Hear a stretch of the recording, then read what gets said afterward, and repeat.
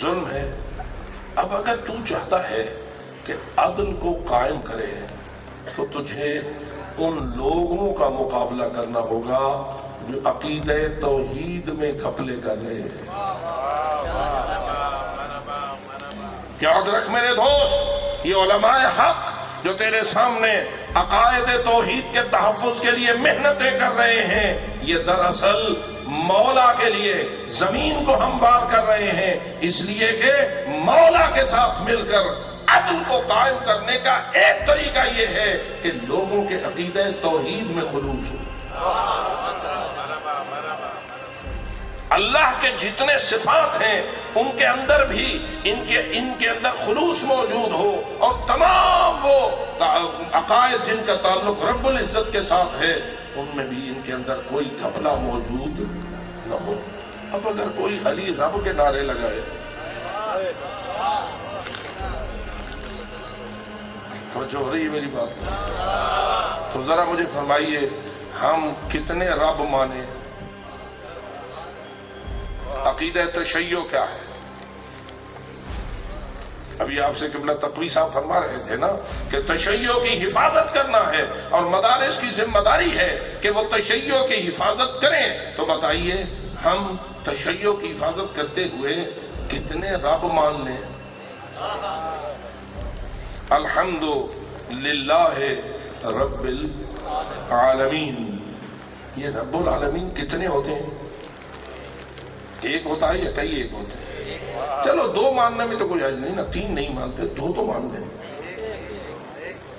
اور اگر کسی نے دو مان لیے، دو منوا لیے، وہ بھی ظلم ہے در حق خدا، اور یہ تو 15 منوانے چلے ہیں۔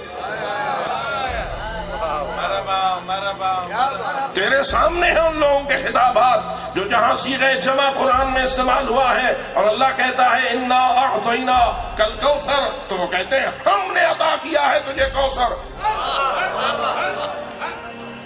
اور جب اس قسم کی باتیں کریں گے تو کیا ظلم ہوگا یا نہیں؟ تو اس لیے میرے عزیز دوست، اگر ظلم کو جڑ سے اکھاڑ پھینکنا ہے تو عدل قائم ہوگا، اور اگر ظلم کے ساتھ کمپرومائز کرو گے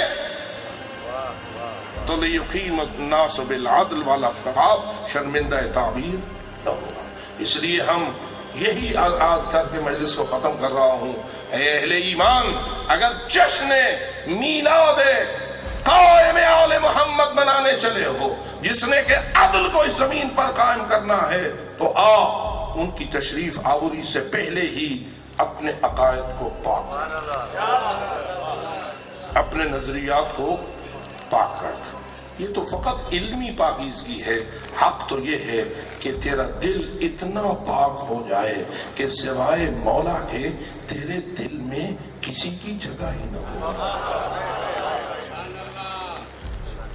کوئی تیرے دل میں وہ مقام نہ رکھے جو تیرا مولا تیرے دل میں مقام رکھے، اور تو اپنے آپ کو ان کے زیر نظر رکھ۔ بس آخری جملہ، زمانہ غیبت صحیح، لیکن کیا ہم ان کے زیر نظر ہیں یا نہیں؟ جی یعنی وہ تو ہم سے غائب ہیں، لیکن کیا ہم بھی ان سے غائب ہیں؟ اور اگر ہم ان سے غائب نہیں تو بتا ہماری ہر گفتار، ہماری ہر رفتار، ہمارا ہر کردار ان کے زیر نظر ہے یا نہیں؟ اور اگر ہمارے اندر گھپلے ہوں تو کیا تیرے مولا کو معلوم ہے یا نہیں؟ تو توحید کے بارے میں کیا کہہ رہا ہے؟ تو عدل کے بارے میں کیا کہہ رہا ہے؟ تو نبوت کے بارے میں کیا گفتگویں کر رہا ہے؟ تو ولایت کے حوالے سے کیا کہہ رہا ہے؟ تیرے اندر خوف خدا کا اگر ذرہ ہی نہیں رہا اور تو پیسے کمانے کے لیے منبر پہ چڑھا ہوا ہے تو پھر یاد رکھ تیرا مولا تجھے دیکھ رہا ہے اور وہ تجھے اپنا سپاہی بنانے کے لیے تیار۔